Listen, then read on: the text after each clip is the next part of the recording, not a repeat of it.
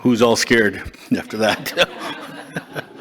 Yeah, that's a pretty powerful message, and sounds like they're going to need Alberta's transfer payment soon if it's that much money.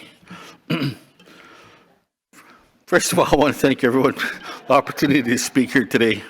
My name is Stephen Buffalo. I'm the President and CEO of the Indian Resource Council of Canada. And our organization represents over 130 First Nations who have produced or have direct interest in the oil and gas sector. And many of our members currently are still producing. And I know, this is tough after that. Oil and gas has a bad reputation, but it's been a huge and strong economy driver for our members. It has brought jobs, contracts, and royalties, which our communities badly need. So we have a real interest in ensuring that a healthy oil and gas sector is achieving net zero for the future. When people talk about just transition, I think sometimes, in my mind, maybe roughneck drillers are now switching into installers for solar panels and wind turbines somewhere. But that's not how it's going to shape up. And if you look around, look outside, look in the harbor, there's still a tremendous demand for oil and gas. And sadly, with the Russian and Ukraine conflict, it's definitely revealed a lot. We talk about democracy, we talk about humanity and ethics. Now that's at the forefront. And our country used to import this stuff and is still going to import foreign oil under strong dictatorship. So we're in a real predicament. I might get away from some of my notes here just because of that, but we still have to meet a demand. There's a global demand, and you look outside, look in the harbor, you think you can shut that off next month, what that ripple effects are going to be. When the Indian Resource Council looks at net zero, it's tough to see a world without oil and gas right up to 2050.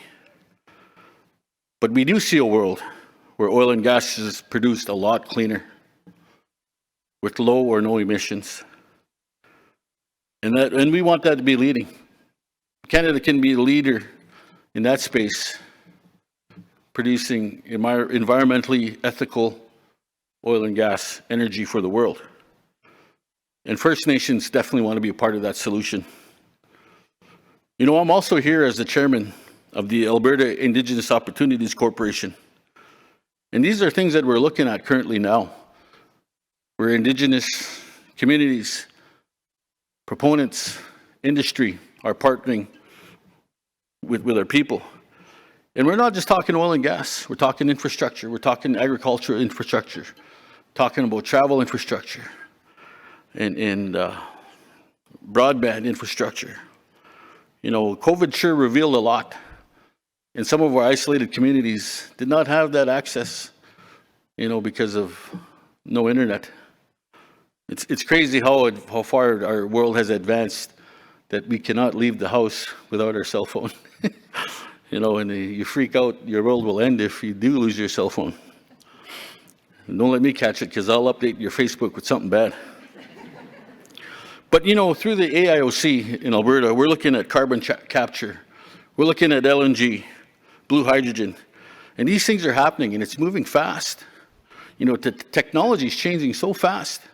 We're trying to achieve this net zero, and it's really exciting that First Nations definitely want to be a part of it.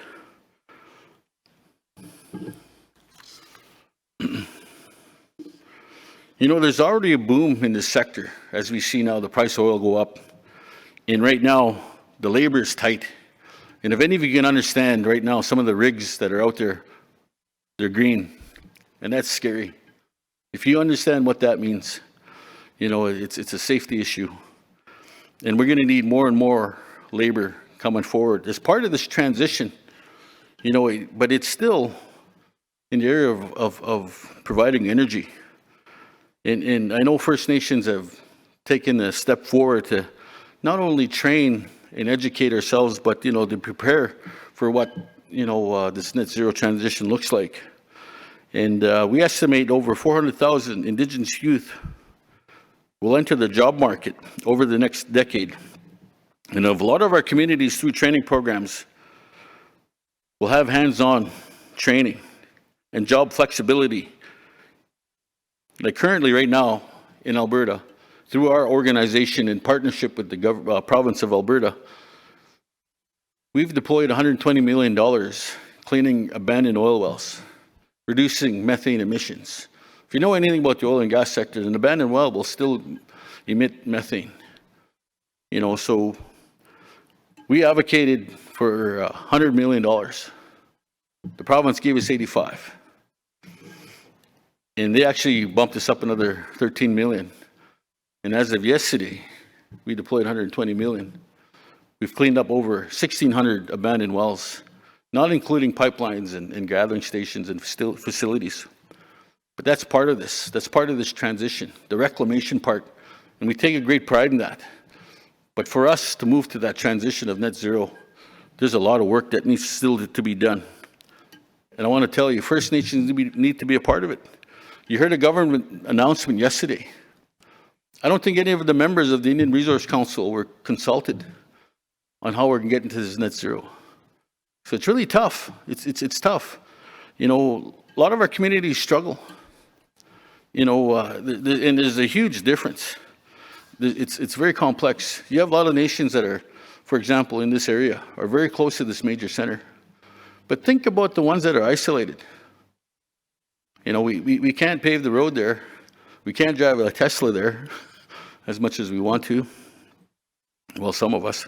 But, you know, at the end of the day, there's still a lot of infrastructure that needs to be done. A lot of consultation that needs to be done. And, you know, for First Nations, we want to make sure there's one, energy security. You're seeing transition from getting off diesel in some of their northern communities, but they might be bringing it back. You know, the reliability of what's being put in front of them is very difficult. Not every community can get a government subsidy for solar panel, wind power, or what have you. We have to find unique ways. We have to find that balance. And that's what it's, you know, being Indigenous is about, finding the balance. There's also an issue of food security. You take away some of these industries, you take away some of the ability to move things. You put it to a price point where you can't produce wheat, you can't farm cattle. Are we going to import food? You know, it's getting really tough. And those are things we need to discuss and balance, you know, and find our way. And this transition is going to take a lot of capital, as I mentioned. You know, Alberta, once again, I'm glad to know we don't need to send it to Nova Scotia. I'm just kidding. But the Alberta federal will have this federal transfer. You know, and if you know anything about the politics, that feeds the country. Quebec will be happy. And you know what? I'm going to bet my money is on innovation of our young people and their technical advancements that they're going to make for us. You know, we've seen great strides in the oil and gas sector. You're seeing oil and gas development now that is starting to be carbon neutral or moving towards carbon neutral. And that's what we need to be. You know, we have to have a country that will be strong and be able to tell the rest of the world we're producing energy for the world, that it's not dictatorship, it's environmentally safe, it's ethically produced, and that we'll be the world leader in that. I hope we can find a balance to that. And I can tell you, tomorrow morning the sun will come up. It'll always come up, you know, but it's really, let's all do it together and not force it as much as I see it now. I'm 2 minutes over. I'm sorry about that. Thank you.